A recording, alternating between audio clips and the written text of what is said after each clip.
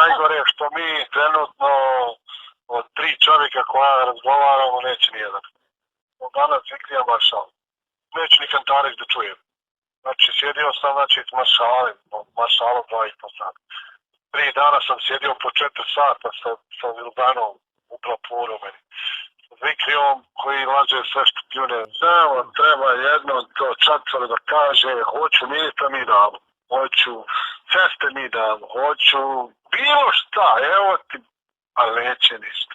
Mi sve može biti, brate, dati to primjera, Samra može biti direktor zavoda za zapošljavanje. Dao sam ulicu zdravstvu, evo. Gledaj sad mene u kojoj sam ja u političkoj poziciji. Znači, napravim rat unutar Kazina, Nermina me pljuje gdje god stigne zato što sam ulicu dao zdravstvu, tako.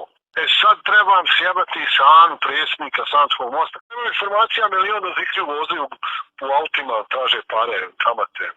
Slučajte se, bravi, tako, ako u slučaju ako i jebe. Gledaj sad jednu stvar, evo, bez obzira na sve. Ti ćeš sutra doći situaciju da budemo realni ovako. Evo, ne da tebi, ne da Majdi, da se profesionalizuje. To nije da Tanovića bilo, to je njegova bila preporuka, ali... Samo malo, ne sačekaj, samo malo. Sutra će ti doći, evo radi Elistu, već 2 mjeseca radi. Morat ćeš ga primiti. A to neće niko pokrenuti jer ne smiju. Primit ćeš čovjeka kojeg u suštini, ajde da budemo realno, ja razumijem da Tani treba osoba od povjerenja. Ali bukvalno ćeš doći da ćeš preko Agencije za državnu službu morat agitovati da čovjeka na mala vrata dovedeš i kaže sad ovako, evo banalizujem, evo Majda. Manje društvo gubi njenom profesionalizacijom nego primanje Melisa u službu. Ali to ne smije niko da kaže zato što će da budu nas dobri sa Tanovićem. Pa da ti kaže nešto, Tanoviću, koliko ćeš ti biti dobar s nama, toliko ćemo biti dobri s tobom. Pa dobro, to je jasno. Pa da ti kaže nešto, Tanoviću, ti biti dobar s nama, toliko ćemo biti dobri s tobom. To neće niko da... Ovoj zemlji trebaju ljudi koji će raditi, a ne oni koji će pričati i koji će spavati. Evo već davno, danima, javno prozivam da mi odgovore kako to...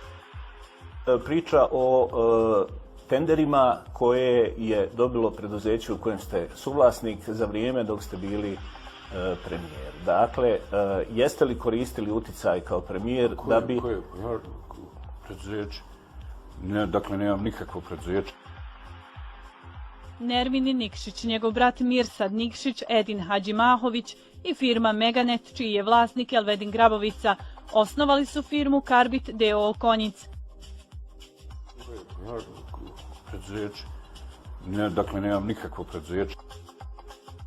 Glas za SDP je glas za posao, pravdu i izgradnju države i obračun sa lopovima. Firma KTC Karbid Konjic je osnovana prije nekih godinu dana. Osnivači smo moja firma Meganet, Nermin Nikšić, Mirsad Nikšić, Edin Hadžimahović. Preduzeće? Dakle, nemam nikakvo preduzeće.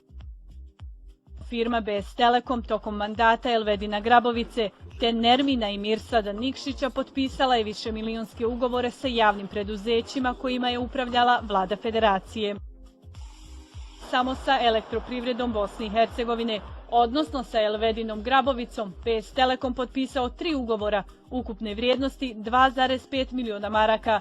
Sa autocestama Federacije Bosne i Hercegovine BS Telekom je potpisao niz ugovora ukupne vrijednosti 15 miliona maraka.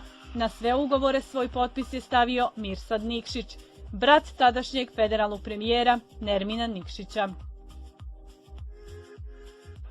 Nemojte imati iluzija da takvi ljudi za komad vlasti nisu spremni da to isto urade i na nivou federacije i na nivou države. Glas za SDP je glas za sve ovo i to recite svakome.